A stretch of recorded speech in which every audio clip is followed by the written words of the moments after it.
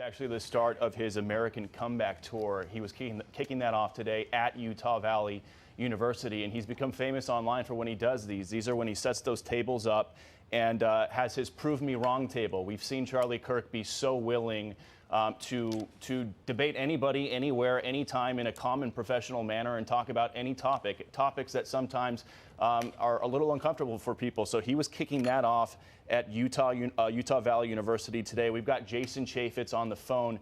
Jason, we were reading some of your social media posts. You were there, you witnessed this. What happened?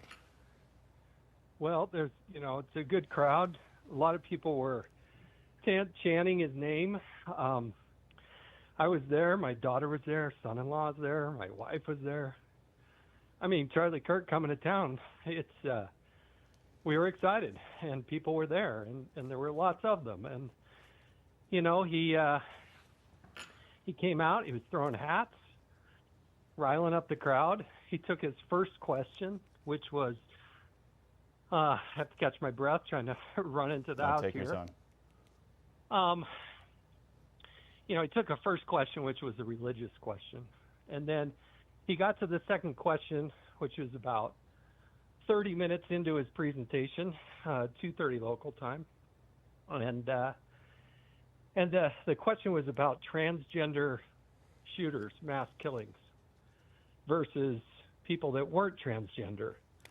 And when that happened, when that question came out, and he's going to have the interaction, one shot. I was watching Charlie. I can't say that I saw blood. I can't say that I saw him get hit, but I did see him fall immediately backwards into his left. And I can just hope and pray that somehow he survived that. Oh my God, we're all praying. He's married to his wife, Erica, for 4 years now. Jason, obviously, you're visibly very emotional, obviously, having just witnessed this. Married to Erica for 4 years, 2 children, a son and a daughter. All we can do is pray right now until we get an update on what exactly happened here and his condition, although there are reports that he was ushered off by his security team and if shot, obviously hoping he's getting immediate medical help.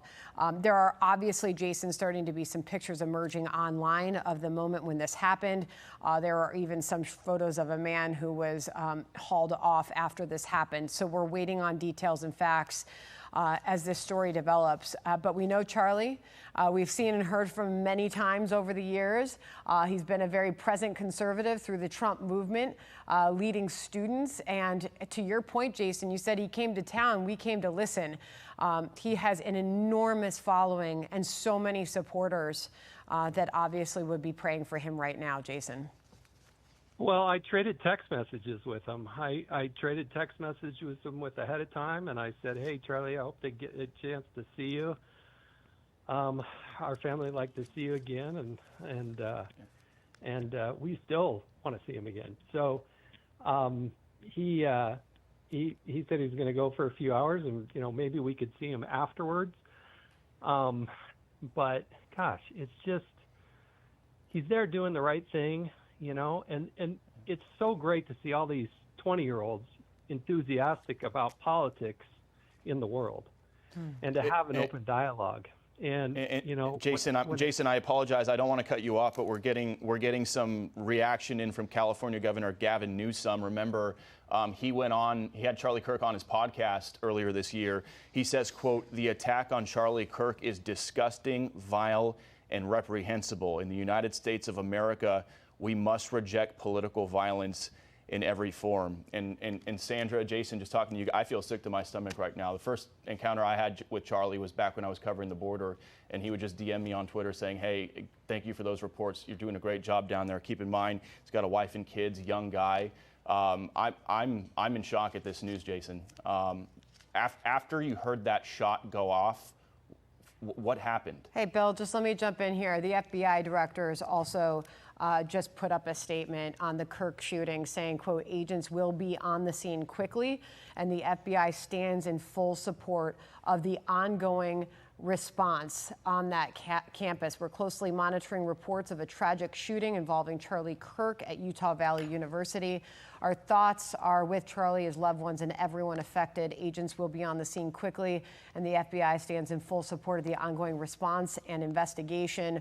Also, the Secretary of the Department of War, Pete Hegseth, on Charlie Kirk, saying prayers for Kirk, an incredible Christian, American, and human being. May the healing hand of Jesus Christ be upon him. Still waiting on any details, Bill, to come in on his condition. Jason Chaffetz was with us, who was on site when this happened. And Jason, you said you couldn't identify blood, but you heard the shot and you saw him fall backwards when this happened. Please do explain further what you just saw happen. Well, look, I'm guessing there were 2,000 people there or so, and ready to have a dialogue and listen to Charlie and, you know, take one, come all, to answer questions. In the, 45 minutes or so, that, since it's happened, not even that long, 30 minutes since it's happened, the question was, what about transgender shooters, mass shootings? And, but as soon as the shot rang out, everybody hit the deck, and then everybody started scattering and yelling and screaming, as you might imagine. And, I went from watching Charlie Kirk to looking over to, make sure our daughter and our son-in-law were okay. And everybody just was in disbelief and just scattered. At Utah Valley University, there's 40,000 students. Yeah. It's state's largest university. So there's what's called the quad in the middle, and anybody can come in and out. And Jason, if you could stand by with us as our coverage is going to continue. We're going to hand off to Martha McCallum here on this breaking news. Thanks for joining us. I'm Sandra Smith.